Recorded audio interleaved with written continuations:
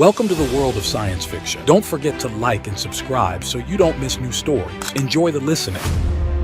The force field crackled as another guard hurried past Rena's cell, refusing to meet her eyes. She smirked, trailing one finger along the ethereal barrier, watching blue sparks dance across her emerald skin. The action sent ripples of energy through the containment field, making the guard flinch and quicken his pace. "Scared of a woman in a cage?" Rena called after him, her melodic voice echoing off the sterile walls of the orbital prison station. The guard disappeared around the corner without responding, leaving her alone again with the constant hum of the force field. She returned to her favorite spot on the narrow cot, legs crossed gracefully beneath her. The prison jumpsuit did little to hide her perfect figure, though she'd managed to modify it into something more flattering during her 3 months of captivity. Not that anyone stayed around long enough to notice. The door to the cell block whispered open. Rena didn't bother looking up, expecting another terrified guard doing their rounds. Instead, a new voice broke the silence, confident, amused, and distinctly male. "So this is where they keep the most dangerous woman in 3 systems. I expected more chains, maybe some dramatic lighting." Rena's head snapped up. A man stood before her cell, dressed in civilian clothes rather than a guard's uniform. Dark hair with a distinguished streak of gray at the temples, athletic build, and an infuriating half-smile that suggested he found something amusing about the situation. "And you are?" Rena asked, keeping her voice cold despite her curiosity. "Daniel Harrison, but my friends call me Dan." He pulled up the single chair outside her cell, sitting down like he was joining her for coffee rather than interrogating a prisoner. "I'm here to study your case." "Another scientist come to examine the monster?" She stood in one fluid motion, approaching the force field. Most people stepped back when she did this. Dan didn't move. "Should I demonstrate my destructive capabilities for your research?" "Actually, I was hoping to discuss quantum mechanics and your unique ability to manipulate molecular bonds." His eyes sparkled with genuine interest. "Though I wouldn't say no to a demonstration, assuming you can keep the structural damage to a minimum." Rena blinked, thrown off by his response. "You're either very brave or very stupid. I prefer to think of it as scientifically curious." He leaned forward, elbows on his knees. "Tell me, when you break things down at the molecular level, can you control the dispersal pattern? Or is it more of a cascading effect? Are you seriously asking me technical questions about my powers? Would you prefer I cower in fear like everyone else?" Dan raised an eyebrow. "I find your abilities fascinating from a theoretical perspective. The practical applications alone could revolutionize everything from construction to space travel. The practical application is that I destroy everything I touch," Rena said bitterly, though she found herself drawn into the conversation despite herself. "That's why I'm in this cage." "Everything?" Dan stood up, approaching the force field until barely inches separated them. "Yet you managed to wear clothes, eat food, even sleep on that cot without reducing them to their component atoms. Seems to me you have more control than you're given credit for." Their eyes met through the shimmering barrier. For the first time in months, Rena felt seen as something other than a weapon or a monster. It was unsettling. "You're different from the others they've sent," she said finally. "I'll take that as a compliment." His smile widened. "Though technically, they didn't send me. I may have borrowed some credentials to get in here." "You broke into a maximum security prison just to talk to me about science?"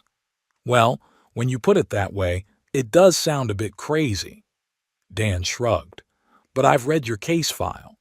Something doesn't add up, and I hate unsolved puzzles." Rena found herself fighting back a smile. "So you're not just brave and stupid, you're criminally insane as well." "I prefer to think of it as romantically reckless." He winked. Besides, the security here is embarrassingly basic. They rely too much on reputation. Nobody tries to break in because they're too scared of you. And you're not scared. Of a beautiful woman who can bend the laws of physics? Terrified. His tone made it clear he was anything but. Though I'm more worried about what my mother would say if she knew I was flirting with a notorious criminal. Rena couldn't help it. She laughed. The sound surprised them both, echoing off the cell walls. You're flirting with me. Attempting to, at least. Is it working? I could kill you without touching you, she reminded him, though her voice had lost its edge. But you haven't yet, which I choose to interpret as encouragement. Dan glanced at his watch. Unfortunately, my borrowed credentials won't fool the system much longer. I should go before the real Dr. Stevens shows up. Will you come back? The question slipped out before she could stop it. Try to keep me away. He started toward the door, then paused. Oh, and Rena? When the power fluctuates in exactly 37 minutes, the force field will drop for exactly 2.3 seconds, just in case you were feeling romantically reckless yourself. He disappeared through the door, leaving Rena staring after him with a mixture of confusion and something that felt dangerously like hope. For the first time since her capture, she found herself counting the minutes, wondering if the mysterious Dan was offering more than just conversation. 37 minutes later, when the lights flickered and the force field wavered, she had her answer. And for the first time in years, Rena smiled as she stepped through the barrier, her destructive power held carefully in check. Maybe it was time to see just how reckless she could be. The corridors were eerily quiet as Rena moved through the station, her bare feet silent on the metal floors. She'd memorized the guard rotations during her imprisonment, but something felt off. The usual patrols were missing. A hand grabbed her arm from a darkened alcove. Rena spun, power crackling at her fingertips, only to find Dan grinning at her. Nice escape timing, he whispered, pulling her deeper into the shadows. Though you might want to work on your situational awareness.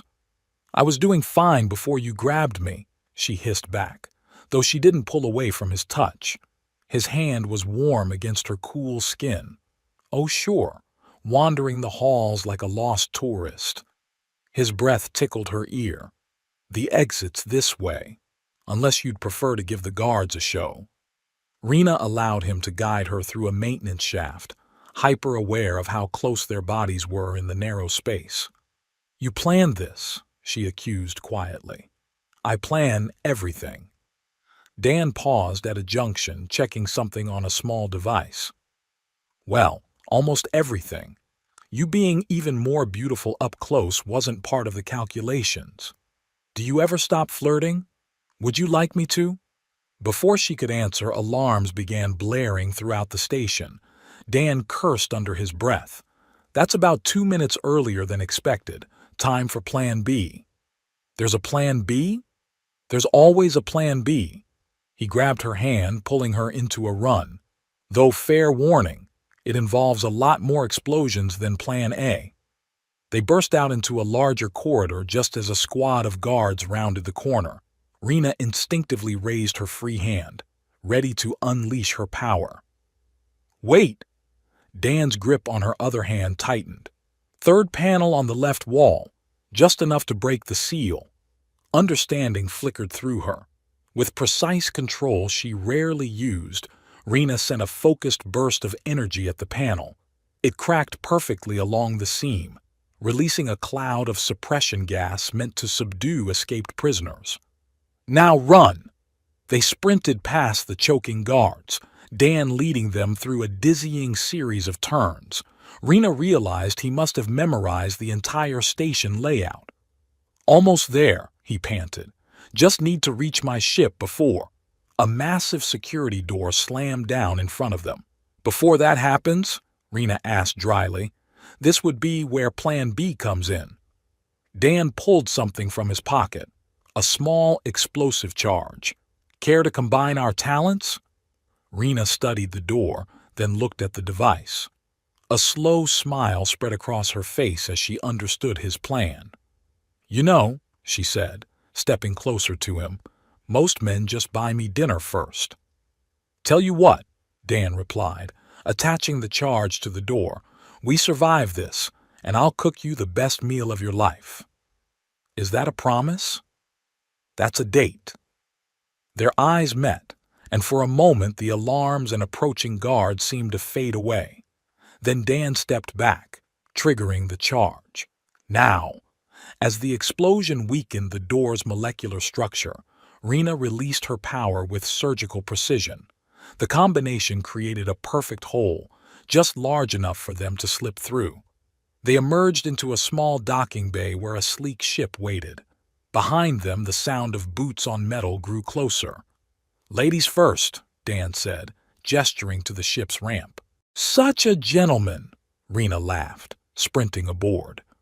Dan followed, already triggering the launch sequence before the ramp fully closed. Through the viewport, Rena watched guards pour into the bay, their weapons useless against the ship's shields. You might want to hold on to something, Dan warned as he fired the engines. This part gets a bit dramatic. The ship shot from the bay like a bullet, alarms still echoing behind them. As they accelerated away from the prison station, Rena found herself holding back laughter. I can't believe that worked. Of course it worked. Dan turned to her with that infuriating, charming grin. I told you, I plan everything. Except how incredibly distracting you are up close. His eyes flickered to her lips. That might require some additional calculations. This time Rena didn't hold back her laugh. You're impossible. I prefer to think of it as improbable. He set the ship to autopilot and turned fully toward her. So, about that dinner. Before he could finish, she grabbed his shirt and pulled him into a kiss. His surprise lasted only a moment before he responded, one hand tangling in her hair while the other pulled her closer. As they parted, both slightly breathless, Dan smiled, his eyes locked on hers with a spark of exhilaration. Looks like dinner might need to wait, he said softly. Through the viewport, the prison station shrank into the vast canvas of space. The stark confines of cold cells and endless monotony faded behind them, replaced by the unknown, the thrilling promise of freedom and a future unwritten. Dan's hand lingered on Rena's arm as if grounding himself in her presence, in the shared charge of their escape. For a long moment the only sound was the hum of the ship's engines. Then Rena tilted her head, her lips curving into a playful smile. Dan, she murmured, stepping closer, her emerald skin catching the faint starlight filtering through the cockpit. Her voice dropped, rich and deliberate. You've seen me as a prisoner, but I think it's time you see me as something more.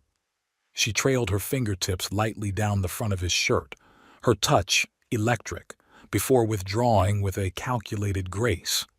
Turning on her heel, she moved toward the corridor, her hips swaying with each step. At the door to the crew quarters, she paused and glanced over her shoulder. I should probably take a shower, she said, her voice smooth and teasing. You know, to wash off the prison dust. Her gaze lingered on his, her meaning crystal clear. I won't bother locking the door. Before Dan could form a response, she closed the distance between them in 2 swift steps and pressed her lips to his, a kiss that was slow, warm, and utterly confident. Then she slipped into the adjoining room, leaving the door ajar. Dan stood frozen for a beat, her scent still clinging to him. He let out a low chuckle, running a hand through his hair. Well, if that's not an invitation, I don't know what is, he muttered, already following her lead. The room was softly lit, steam curling in tendrils from the shower. Rena stood just inside, her back to him, her form partially obscured by the haze. Her prison-modified jumpsuit had been cast aside, leaving her silhouette bare to the light. The curves of her body, the strength in her posture were captivating, a vision of freedom and fire. Dan approached, his steps measured, his gaze intent. "Rena," he said quietly, his voice carrying a reverence that surprised even himself. She turned to face him, her expression calm but her eyes filled with something deeper, a mixture of vulnerability and power. "Are you just going to stand there? Or are you going to join me?" The question hung in the air for only a second before Dan closed the gap. His hand found her cheek first, the warmth of her skin grounding him in this moment. He leaned in, capturing her lips with a kiss that carried none of the hesitation of their first. This kiss was urgent, unguarded, and deeply consuming. Rena responded in kind, her hand sliding up his chest, pulling him closer until there was no space left between them. The steam enveloped them, softening the edges of the room as their movements grew more synchronized, more deliberate. His lips traced a line along her jaw, down to the curve of her neck, leaving a trail of heat in their wake. "Dan," she breathed, her voice a whisper that resonated louder than any shout. He looked up, meeting her gaze, and saw in her expression not just desire but trust, a rare, unspoken connection that needed no words. Time seemed to dissolve around them, the universe outside forgotten. In that small space, amidst the heat and the haze, they were no longer the fugitive and the reckless scientist. They were simply two people, bound by the fragile, beautiful chaos of escape and rediscovery. When the water finally stilled and the air began to cool, Rena leaned against him, her head resting on his shoulder. Dan wrapped an arm around her, holding her with the kind of certainty that said he had no intention of letting go. "I guess dinner can wait a bit longer," he said, his voice teasing but warm. Rena laughed softly, the sound low and genuine. "Maybe," she replied, "but if this is what freedom feels like, I'm starting to think it might be worth keeping you around." "Careful," Dan murmured, his lips brushing her temple. "I might hold you to that." The stars outside the viewport burned on, their light spilling into the quiet room, as if bearing witness to a moment neither of them would soon forget.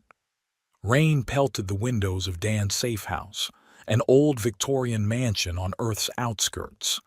Rena stood at the window, watching water streak down the glass, a sight she hadn't seen in years.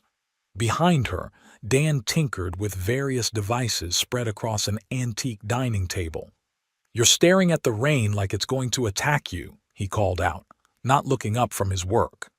"On my world, rain burns," Rena replied, pressing her palm against the cool glass. "This is different." Dan set down his tools and approached, standing close enough that she could feel his warmth. "Earth has its charms, though I'm pretty sure I've seen this exact scene in about a dozen old horror movies. Beautiful alien woman, creepy mansion, stormy night. Are you comparing me to a horror movie monster? More like the mysterious femme fatale." His reflection grinned in the window. "Though usually they don't have the power to reduce buildings to atoms." Rena turned to face him, their bodies inches apart. "You're not afraid I'll reduce you to atoms?" "Oddly enough, no." His eyes searched her face. "There's something familiar about you, Rena. Like we've danced this dance before."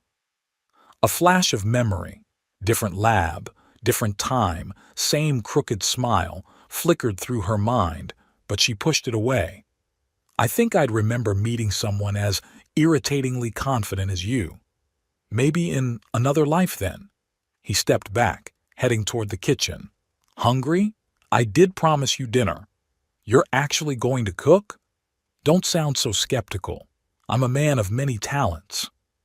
Rena followed him into the kitchen, watching as he moved with surprising confidence among the appliances, most of which seemed to involve breaking into prisons and harboring fugitives.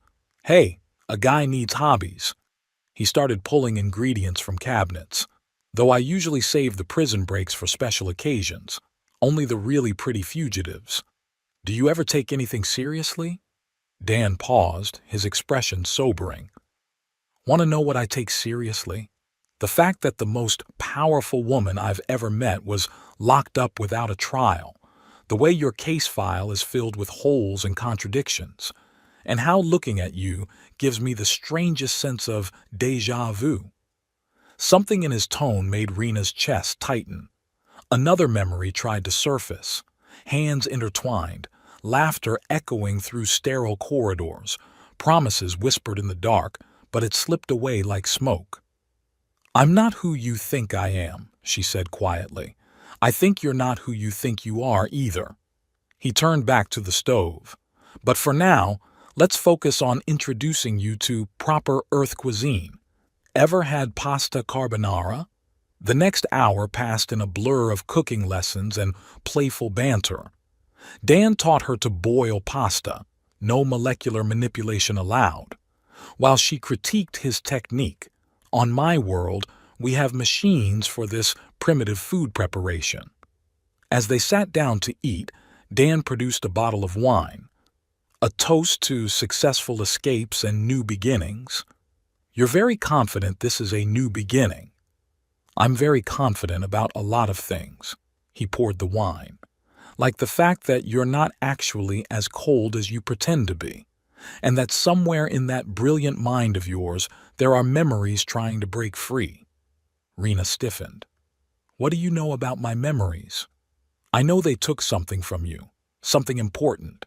His hand found hers across the table. But memories have a way of coming back, especially when triggered by familiar things. As if on cue, another fragment flickered through her mind, his hand in hers, just like this, but years ago. Different table, same touch. Who are you really, Dan? Someone who spent a very long time looking for you. He squeezed her hand gently. Even when I thought I was crazy for doing it. Even when everyone told me to move on. Move on from what? Before he could answer, a security alarm blared through the house. Dan was on his feet instantly, pulling her up. Company's coming. Time for another dramatic exit. You really do plan for everything, don't you? Not everything. He pulled her close, pressing a quick, fierce kiss to her lips. That, for instance, was completely improvised. The kiss triggered an avalanche of memories, stolen moments in research labs, passionate debates over theoretical physics that turned into something more, promises of a future together before everything went wrong. Dan, she gasped, I remember, tell me later. He grabbed a bag he'd prepared earlier. Right now, we need to move, unless you'd like to explain to the government agents why we're having such a romantic dinner. They fled through a hidden passage just as the front door burst open. As they emerged into the rainy night, Rena grabbed Dan's arm. Wait, that kiss. We've done this before, haven't we? Years ago? He smiled, rain streaming down his face. Took you long enough to remember, though last time we were running from your people, not mine. Why didn't you tell me? Would you have believed me? He pulled her toward a waiting vehicle. Besides, some things are better remembered than told. Now, shall we continue this romantic reunion somewhere with fewer armed agents? Rena laughed despite the danger, feeling more pieces of her past clicking into place. You haven't changed at all, have you? Oh, I've changed. He helped her into the vehicle. I've gotten much better at dramatic rescues. As they sped away into the night, Rena found herself studying his profile, memories surfacing like bubbles in champagne. The young scientist she'd fallen for was still there in his features, now tempered by years and determination. You waited for me, she said softly. Always. He glanced at her with that familiar crooked smile. Though next time, let's try meeting somewhere that doesn't involve quite so much running for our lives. Where's the fun in that?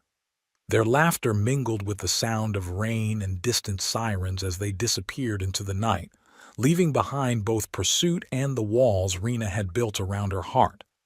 Somewhere in the darkness ahead lay answers about her past and their shared history.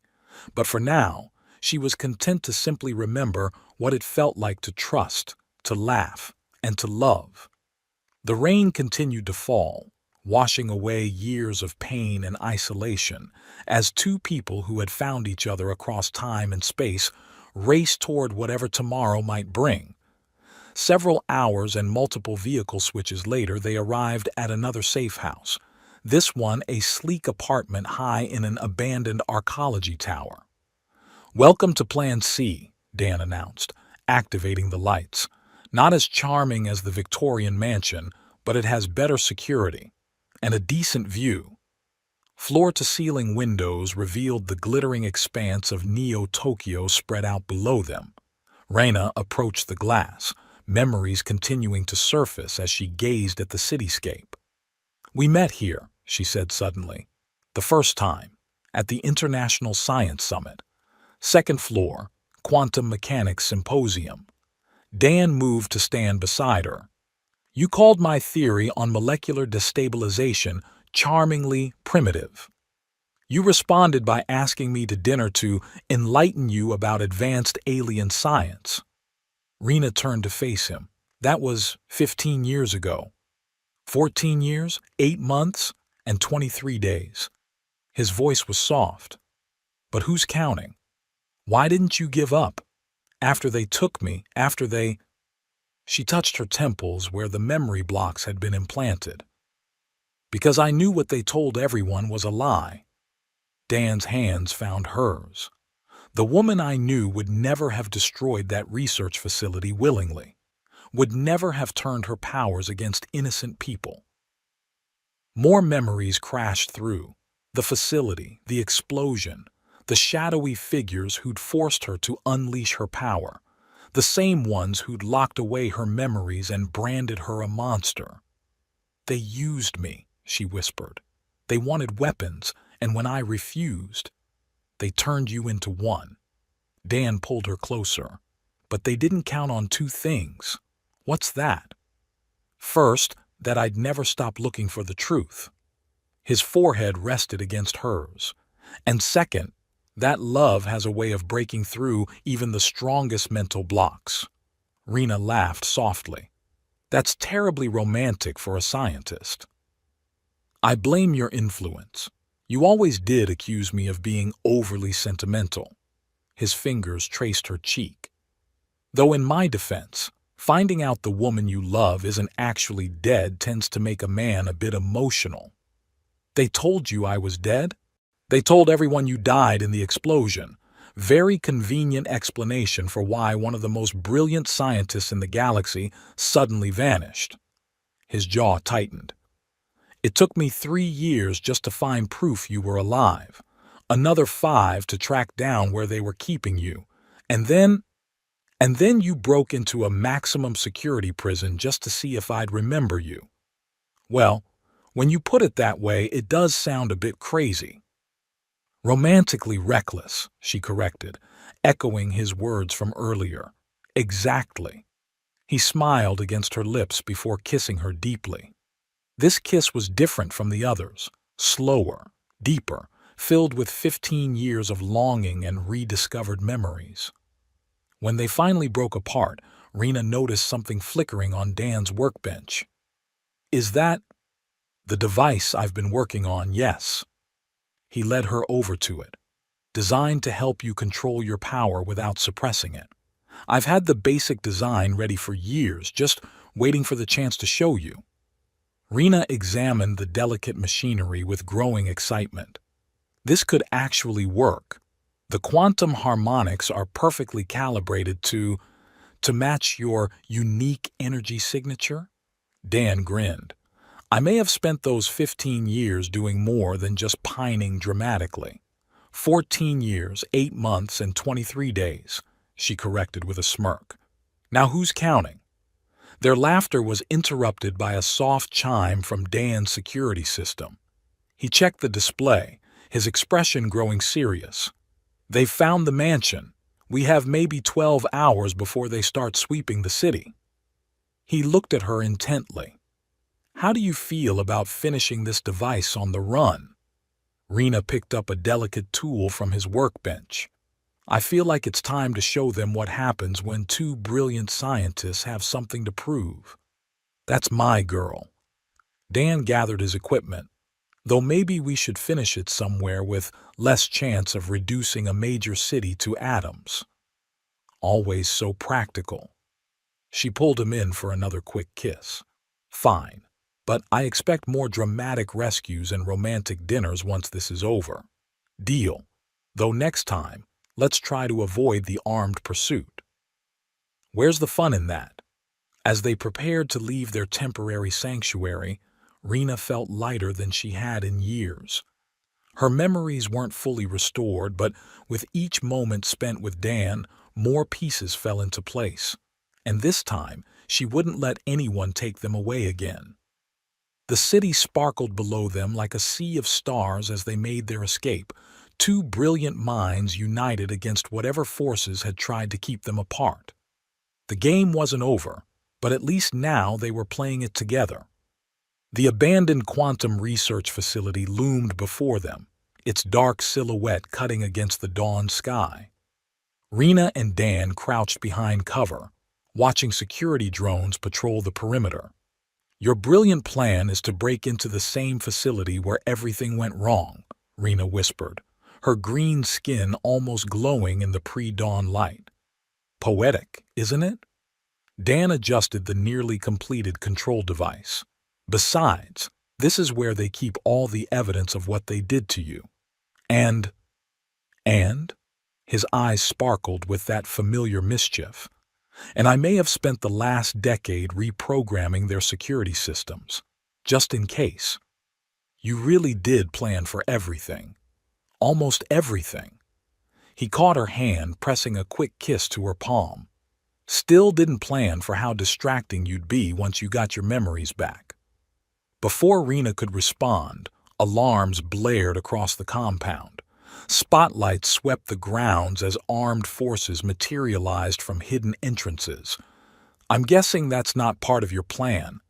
Rena tensed, power crackling at her fingertips. "Actually, it is." Dan grinned, pulling out a remote. "Remember how you always said my security backdoors were too obvious?" He pressed a button. Throughout the compound, lights flickered and died. Security doors slammed shut, trapping half the guards outside. The remaining forces scrambled in confusion. "Show off," Rena muttered, but she was smiling. "Learned from the best. Now shall we?" They moved through the chaos like a well-choreographed dance. Dan's hacking cleared their path while Rena's powers dealt with any resistance. She found herself marveling at how naturally they worked together, as if the 15 years apart had never happened. "The main lab is 2 levels down," Dan called out as they reached an elevator shaft. "That's where they kept the original research on your abilities." "And the people who ordered my imprisonment?" "Emergency board meeting in progress." His smile turned predatory. "Funny how crisis protocols can be manipulated to trap rats in their own maze." The elevator doors opened to reveal a squad of elite guards. Before they could react, Rena reached out with her power, not to destroy, but to disassemble their weapons with surgical precision. "You're getting better at that," Dan observed as the guards fled. "I had a good teacher." She winked. "Someone who showed me destruction isn't the only way to use power." They reached the main lab just as the facility's backup systems came online. Inside, a group of officials in expensive suits stared at them in horror. "Impossible!" one woman gasped. "The suppression protocols were designed by a brilliant scientist you tried to erase."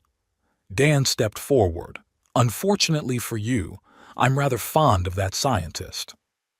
"And I remember everything," Rena added, her power manifesting as a visible aura around her. "Every experiment, every lie, every memory you tried to steal." The board members reached for hidden weapons, but Rena was faster. With perfect control, She dismantled their guns into component atoms, leaving them harmless. "Now," Dan said pleasantly, connecting his device to the facility's mainframe, "let's discuss how this ends." "You can't prove anything," a senior official snarled. "Actually," Dan's fingers flew across the keyboard, "I can prove everything." Screens around the lab came to life, displaying classified files, secret orders, and surveillance footage. 15 years of conspiracy laid bare. "See, while you were busy hunting us," Dan explained, "you missed something important.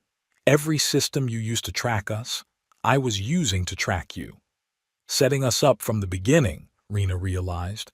"The prison break, the safe houses, even this facility, you were leaving a trail for them to follow. Like I said, I plan everything." He activated the final sequence. "Transmitting now to every major news outlet and law enforcement agency in the galaxy. Your own security footage is going to be quite damning." Chaos erupted as the officials realized their careers and freedom were ending. Security forces burst in, but these wore federal insignias rather than corporate ones. "Perfect timing," Dan called out, "though I should mention, anyone trying to escape might want to avoid touching the walls. My partner here gets a bit excited when she's winning." As federal agents began making arrests, Dan finally attached the completed control device to Rena's wrist. It hummed to life, synchronizing with her unique energy signature. "How does it feel?" he asked softly. Rena closed her eyes, feeling her power flow through the device. For the first time in 15 years, she felt completely in control. "Like coming home," she whispered, then pulled him into a passionate kiss. They broke apart at the sound of applause. The federal agents were grinning, and even some of the arrested officials looked grudgingly impressed. "Show-offs," someone muttered. Hours later, they stood on the facility's roof watching the sunrise. The officials were in custody, their crimes exposed. Rena's name had been cleared, her powers now recognized as a gift rather than a weapon. "So," she said, leaning against Dan's chest, "what's the next part of your master plan?" "Funny you should ask." He reached into his pocket and pulled out 2 tickets. "How do you feel about actually finishing that dinner date? I hear the restaurants on Mars are lovely this time of year." "Mars?" She laughed. "What happened to laying low?" "We just exposed a galactic conspiracy and cleared your name. I think we've earned a proper date." His arms tightened around her. "Besides, I have 15 years of romantic gestures to make up for." 14 years, 8 months, and 23 days, she corrected, turning to face him. "Still counting?" "Always." She pulled him down for another kiss, this one slow and full of promise. Above them, the sun rose on a new day, its light catching her green skin and making her glow like something otherworldly and precious, which, Dan thought, was exactly what she was. "You know," he murmured against her lips, "for a supposedly cold-hearted destroyer of worlds, you're surprisingly good at happy endings." "Blame my influence," she quoted his words back to him. "I hear love has a way of changing people. Even brilliant, slightly destructive alien scientists, especially those." She smiled, her power humming contentedly through the control device. "Though I expect more dramatic rescues in our future." "I think we can arrange that." Dan pulled her close as a sleek ship descended to collect them. "After all, I hear Mars has some lovely prisons that could use a good breaking out of." Their laughter echoed across the rooftop as they boarded the ship, ready for whatever adventure came next. Because sometimes the greatest discovery 2 scientists can make isn't in a lab or among the stars. It's in the simple fact that love, like any powerful force, just needs the right catalyst to change everything. They never did make it to that restaurant on Mars. Something about Dan's idea of a romantic shortcut through a quantum anomaly led them into an adventure involving 3 separate dimensions, a particularly grumpy space whale, and what might have been Elvis, though he insisted on being called the King of the Void. These days they teach advanced physics at the Galactic Academy when they're not busy breaking various laws of nature or saving the universe on weekends. Their students have learned to be suspicious whenever both professors are mysteriously absent for research purposes, as it usually coincides with news reports about impossible phenomena and unexplained explosions. Dan still plans everything. Rena still pretends to find it annoying. Their colleagues have a betting pool on which distant star system will need rebuilding after their next date night. And somewhere in the vast expanse of space, there's a very expensive restaurant on Mars with a permanent reservation under their names. The staff keeps the table ready, just in case this is the time they actually make it through dinner without being interrupted by a cosmic emergency or deciding to investigate a really interesting anomaly for dessert. After all, in a universe full of impossible things, two brilliant scientists in love might just be the strangest phenomenon of all. No space whales were harmed in the making of this story. The same cannot be said for the laws of physics.